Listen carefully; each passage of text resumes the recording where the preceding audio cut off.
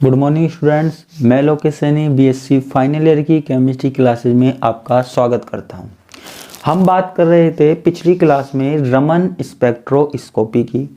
आज हम रमन स्पेक्ट्रोस्कोपी के चिरसम्मत सिद्धांत की बात करने वाले हैं।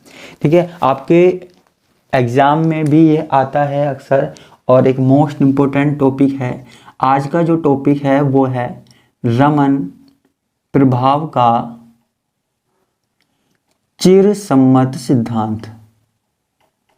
चिरसम्मत सिद्धांत, ठीक है। रमन प्रभाव का चिरसम्मत सिद्धांत, या इसको हम बोलते हैं क्लासिकल थ्योरी ऑफ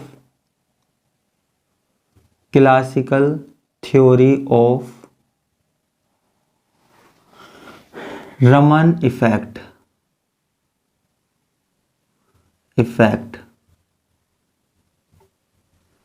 ठीक है, या फिर इस सिद्धांत को एक और नाम से जानते हैं हम, जिसको हम बोलते हैं ध्रुवणता का सिद्धांत।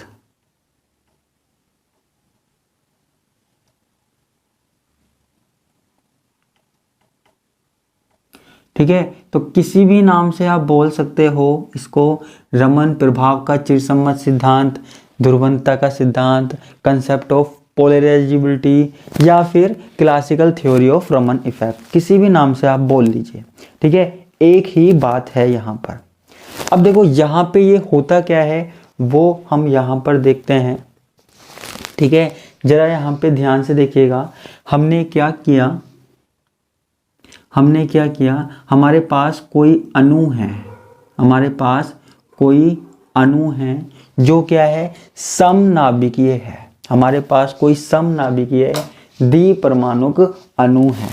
ठीक है, समनाभिक यानी कि दोनों परमाणु हमारे पास समान है। क्लियर है? जैसे मान लीजिए ये भी हाइड्रोजन है, ये भी हाइड्रोजन है, दोनों के दोनों क्या है, समान है, समनाभिक द्विपरमाणुक अणु। ठीक है, अब मैंने क्या किया, इस अणु को विद्युत क्षेत्र के अंदर रख दिया।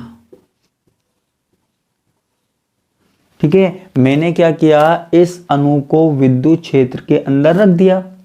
ठीक है, अब विद्युत क्षेत्र के अंदर जब मैंने इसको रखा, ठीक है, तो विद्युत क्षेत्र में आपको पता है एक तरफ प्लस चार्ज होता है, एक तरफ माइनस चार्ज होता है ना।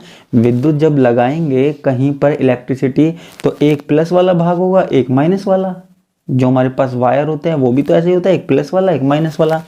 तो अब क्या होता है, जब हमने विद्युत क्षेत्र में रख दिया तो हमारे पास क्या हुआ, जो दोनों परमाणुओं के बीच जो इलेक्ट्रॉन थे वो कहाँ, किसकी तरफ जाएंगे, प्लस वाले भाग की तरफ जाएंगे। ठीक है, देखो ये जो अणु था ना हमारे पास पहले, वो था अध्रुवीय अणु। ठीक है, क्या था, अध्रुवीय अणु था। ठीक है, यानी कि यहां पर इन दोनों परमाणुओं के बीच में इलेक्ट्रॉन का वितरण समान था, इलेक्ट्रॉन बिल्कुल बीचों बीच थे। लेकिन जैसे ही हमने विद्युत क्षेत्र लगाया, तो विद्युत क्षेत्र लगाने से जो इलेक्ट्रॉन थे वो किसी एक परमाणु की तरफ चले गए। ठीक है, किसी एक तरफ परमाणु की तरफ चले गए, है ना। तो इससे हमारे पास, यानी कि विद्युत क्षेत्र लगाने से हमारे पास अणु में क्या हुआ, एक द्विध्रुव उत्पन्न हो गया। ठीक है, एक द्विध्रुव उत्पन्न हो गया, या ध्रुवणता उत्पन्न हो गई। इलेक्ट्रॉन एक तरफ चले गए ना, तो ध्रुवणता उत्पन्न हो गई। ठीक है, तो यहां पे लिखते हैं ध्रुवणता का सिद्धांत क्या है। इसके अनुसार जब किसी समनाभिकीय द्विपरमाणुक अणु को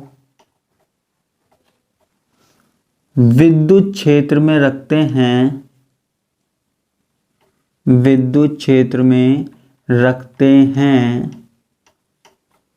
ठीक है, विद्युत क्षेत्र में हमने रख दिया। ठीक है, तो जो आवेश वितरण है ना, आवेश वितरण असमान हो जाता है, यानी कि आवेश किसी एक परमाणु की तरफ खिसक जाता है, इलेक्ट्रॉन एक परमाणु की तरफ खिसक जाते हैं।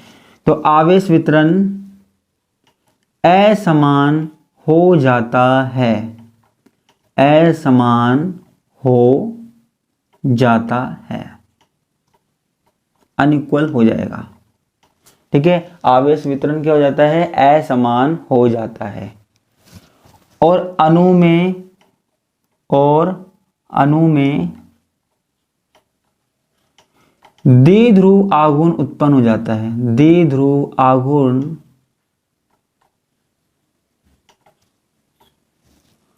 उत्पन्न हो जाता है।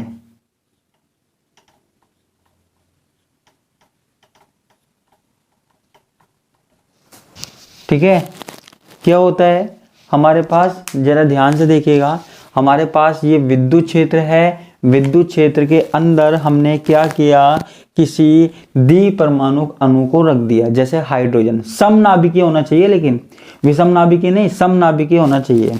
समनाभिकीय द्विपरमाणुक अणु को हमने यहाँ पर रख दिया। ठीक है, तो सीधी सी बात है, जो इलेक्ट्रॉन है वो किसकी तरफ जाएंगे, प्लस वाले भाग की तरफ जाएंगे। ठीक है, इलेक्ट्रॉन प्लस वाले भाग की तरफ जाएंगे। तो परमाणु, जो द्विपरमाणुक अणु है, यहाँ पर क्या उत्पन्न हो गया, द्विध्रुव उत्पन्न हो गया, यानी कि अणु में ध्रुवणता आ गई। क्या आ गई, अणु में ध्रुवणता आ गई। पहले अणु क्या था, अध्रुवीय था। ध्रुवणता का मतलब तो समझते हो ना, इलेक्ट्रॉनों का किसी एक परमाणु की तरफ जाना ध्रुवणता ही कहलाता है। ठीक है, इलेक्ट्रॉनों का किसी एक परमाणु की तरफ जाना ध्रुवणता। क्लियर है, तो यहां पर हो रहा है। अब देखो, अगर हम विद्युत क्षेत्र को और बढ़ाएं, जो हमारे पास विद्युत क्षेत्र है, विद्युत क्षेत्र की मात्रा को अगर हम बढ़ा दें तो क्या होगा, ध्रुवणता भी बढ़ जाएगी। सीधी सी बात है, ध्रुवणता भी बढ़ जाएगी, या द्विध्रुव आघूर्ण भी बढ़ जाएगा। ठीक है, अणु में क्या उत्पन्न हो जाता है, द्विध्रुव आघूर्ण उत्पन्न हो जाता है। ठीक है, इसे हम क्या कहते हैं, इसे प्रेरित द्विध्रुव आघूर्ण कहते हैं। इसे प्रेरित द्विध्रुव आघूर्ण कहते हैं, द्विध्रुव आघूर्ण कहते हैं, आघूर्ण कहते हैं।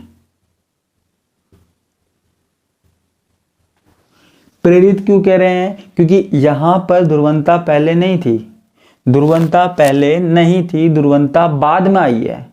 ध्रुवणता पहले नहीं थी, ध्रुवणता बाद में आई है। यहाँ पे इसको हमने प्रेरित करवाया है, किससे, विद्युत क्षेत्र से प्रेरित कराया है, पहले से नहीं थी, इसलिए इसको प्रेरित द्विध्रुव आघूर्ण कहते हैं। ठीक है, ये जो द्विध्रुव आघूर्ण होता है ना, यह है द्विध्रुव आघूर्ण, द्विध्रुव आघूर्ण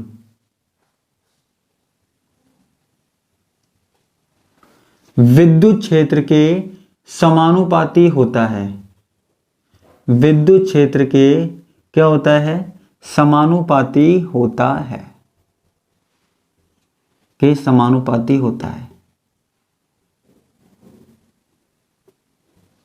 ठीक है, द्विध्रुव आघूर्ण किसके समानुपाती होता है, विद्युत क्षेत्र के समानुपाती होता है।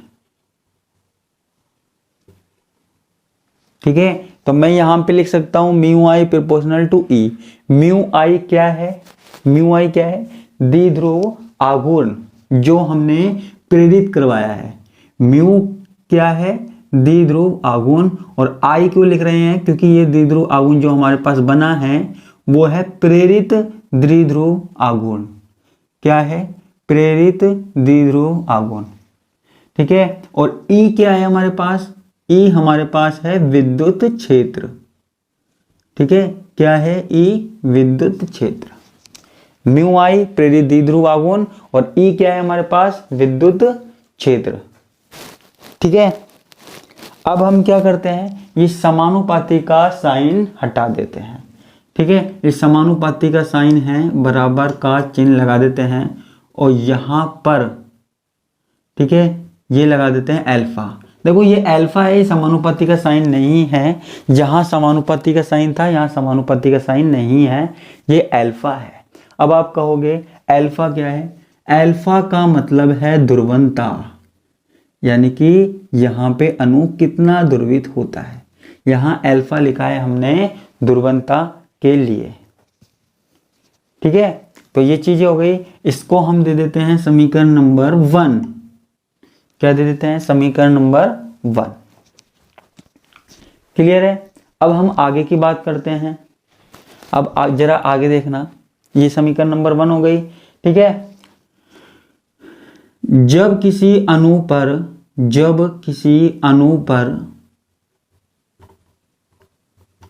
आगे का जो स्टेटमेंट देख रहे हैं वो देखना, न्यू आवृत्ति का प्रकाश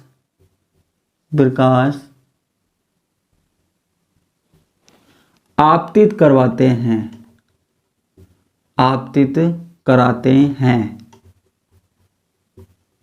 ठीक है, जब किसी अणु पर न्यू आवृत्ति का प्रकाश आपतित कराते हैं तो विद्युत क्षेत्र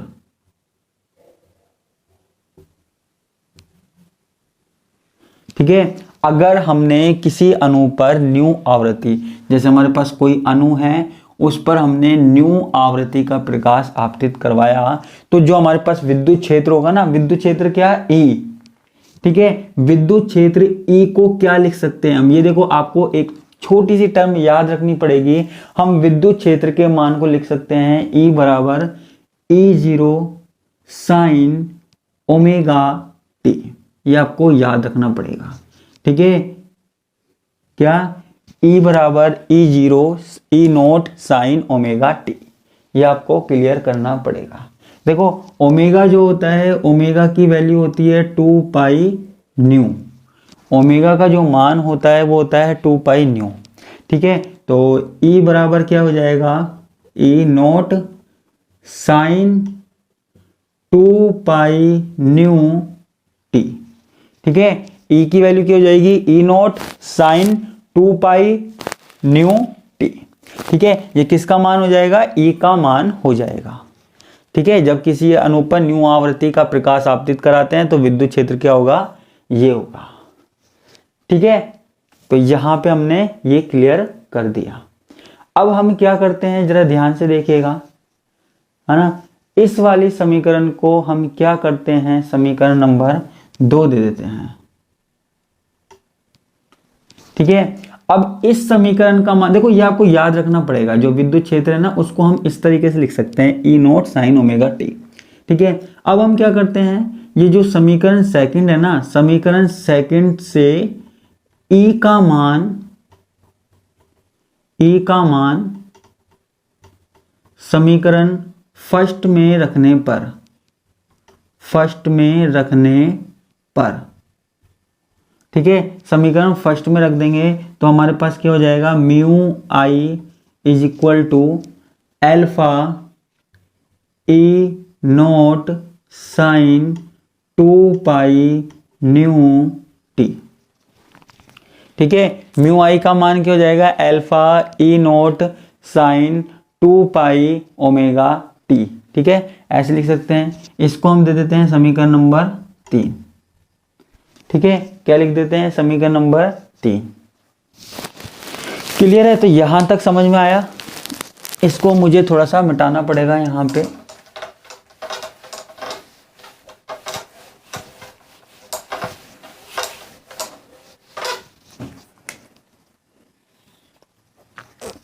ठीक है, तो म्यू आई बराबर alpha E0 sine 2 pi omega T.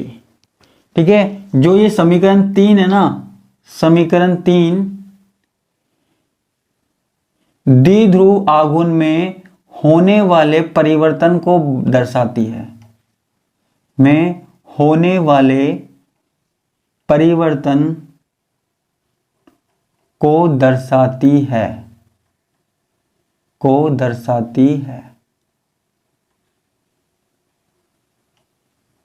ठीक है, द्विध्रुव आघूर्ण में कितना परिवर्तन हो रहा है उसको ये समीकरण 3 दर्शा रही है। ठीक है, अब देखो एक बात मैं बता दूं, किसी अणु में कंपन भी होता है और घूर्णन भी होता है ना। मान लो किसी अणु में कंपन भी हो रहा है और घूर्णन भी हो रहा है, तो उस कंपन और घूर्णन के कारण अणु की क्या आवृत्ति होगी। ठीक है, देखो अणु में घूर्णन व कंपन आवृत्ति के कारण, घूर्णन व कंपन आवृत्ति के कारण, ठीक है, अणु में घूर्णन व कंपन आवृत्ति के कारण या कंपन गति के कारण, अणु में घूर्णन व कंपन गति के कारण भी ध्रुवणता में परिवर्तन होता है।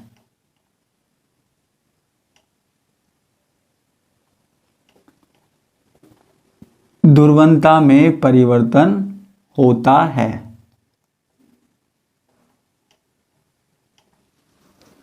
ठीक है, अणु में घूर्णन और कंपन गति के कारण भी क्या होता है, ध्रुवणता में परिवर्तन होता है। पोलराइजेबिलिटी में क्या होता है, चेंज होता है। क्लियर है। तो अब हम क्या करते हैं, जरा ध्यान से देखिएगा, जो हमारे पास ये ध्रुवणता है, जो हमारे पास क्या है, ध्रुवणता है, इसका मान निकालते हैं। तो इसका मान देखो, इसका मान हम निकालते हैं। क्लियर है। जो हमारे पास ध्रुवणता का मान होता है ना, वो होता है हमारे पास अल्फा नोट। देखो ध्रुवणता का मान आपको सीधा याद रखना पड़ेगा कि ध्रुवणता का मान कितना परिवर्तित होगा, कंपन के कारण, घूर्णन के कारण ध्रुवणता का मान कितना परिवर्तित होगा।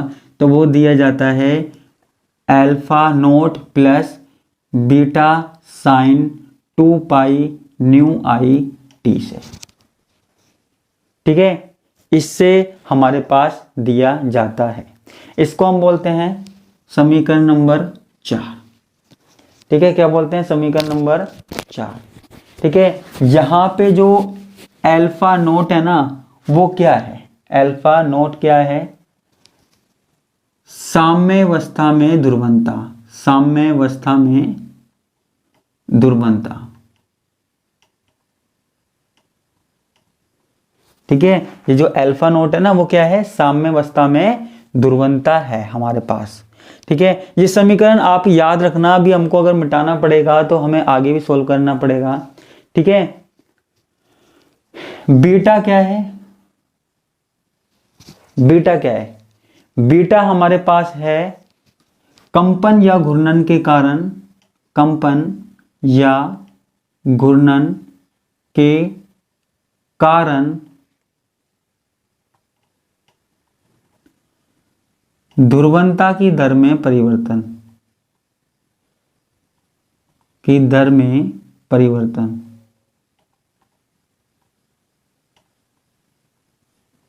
ठीक है, बीटा क्या है, कंपन या घूर्णन के कारण ध्रुवणता की दर में परिवर्तन है। ठीक है, और यहां पे न्यू आई क्या है, न्यू आई। ठीक है, न्यू आई वैसे तो आवृत्ति है, लेकिन किसके कारण, कंपन या घूर्णन के कारण आवृत्ति। ये भी आपको याद रखना पड़ेगा, एक फॉर्मूला है कि कारण आवृत्ति। ठीक है, ये आपको अल्फा की वैल्यू याद रखनी पड़ेगी। अल्फा की वैल्यू इतनी होती है, अल्फा बराबर alpha note plus beta sine 2 pi new I T. ये आपको याद रखनी पड़ेगी। ठीक है, ये आपको याद रखनी पड़ेगी। ठीक है, अब हम यहां पे क्या करते हैं, अब हम क्या करते हैं, ये जो समीकरण 4 है ना, समीकरण 4 का मान समीकरण 3 में रखने पर, समीकरण 4 का मान 3 में रखने पर, ठीक है, तो समीकरण 4 का मान समीकरण 3 में रखेंगे तो रख दीजिए, तो हमारे पास क्या आ जाएगा, म्यू आई। ठीक है, mu i is equal to alpha nought की वैल्यू, जैसे यहाँ पे ये पूरे मान को यहाँ रख देंगे तो हमारे पास क्या आ जाएगा, alpha note plus beta sine 2 pi new I T. देखो ये चीज़ आपको याद रखनी पड़ेगी, है ना, 2 पाई न्यू आई टी। ठीक है, उसके बाद आगे हम देखते हैं, आगे है E naught sine 2 pi nu t,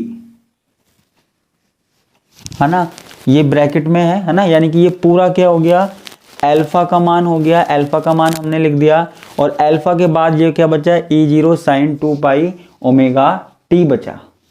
ठीक है, E nought sine 2 pi omega t बचा। तो ये समीकरण आ गई हमारे पास, एट लास्ट ये आ गई। अभी हमें थोड़ी सी आगे की बात और देखनी है।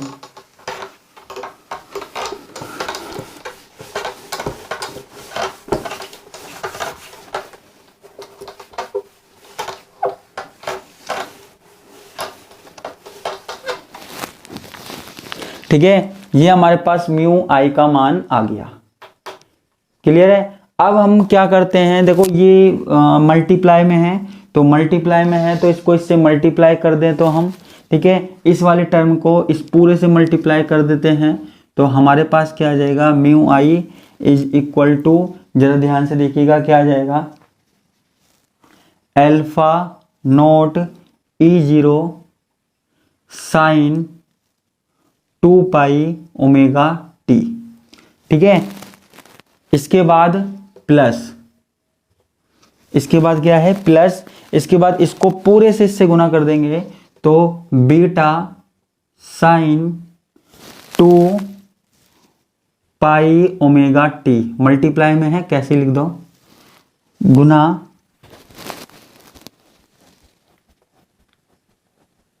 E not. ठीक है, कैसे भी लिख सकते हैं हम, है ना, तो हमने पूरे के पूरे को इससे मल्टीप्लाई कर दिया।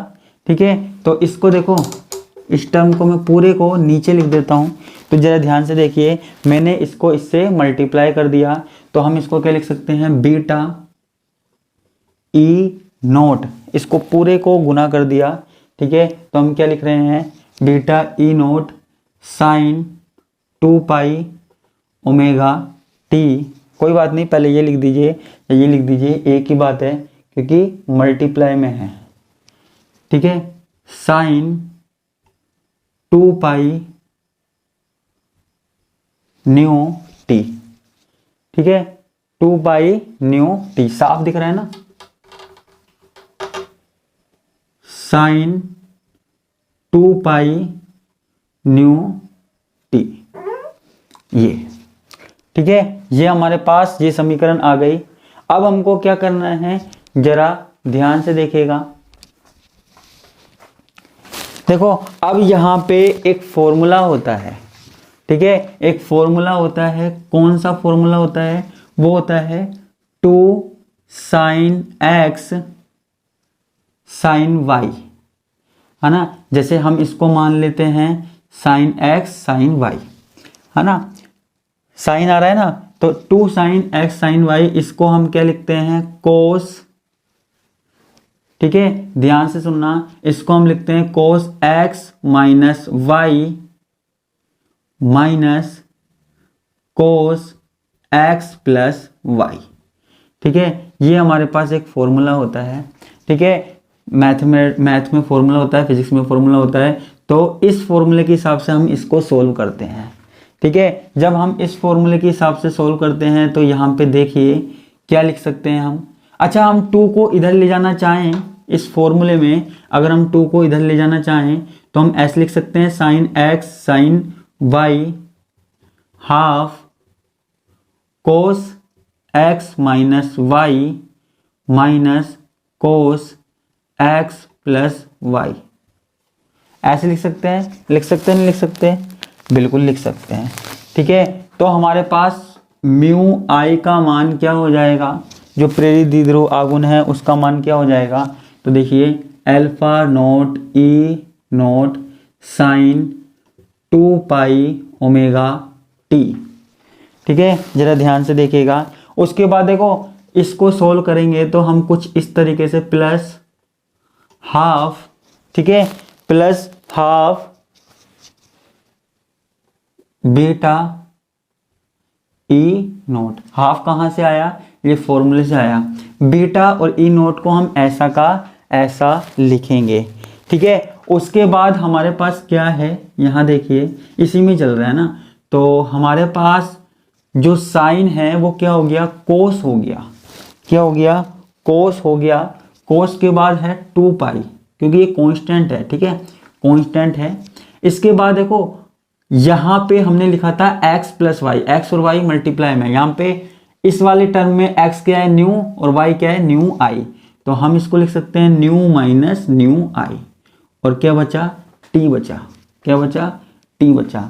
उसके बाद माइनस कोस 2 पाई, x यहाँ पे क्या है, x है न्यू प्लस न्यू आई, ठीक है, और t, ठीक है, न्यू प्लस न्यू आई और हमारे पास क्या है t, ठीक है। तो ये हमारे पास ये समीकरण आ गई। इस समीकरण को हम दे सकते हैं समीकरण नंबर 5, ठीक है। अब यहां पे ध्यान से देखना, मैं क्या बताना चाहता हूं।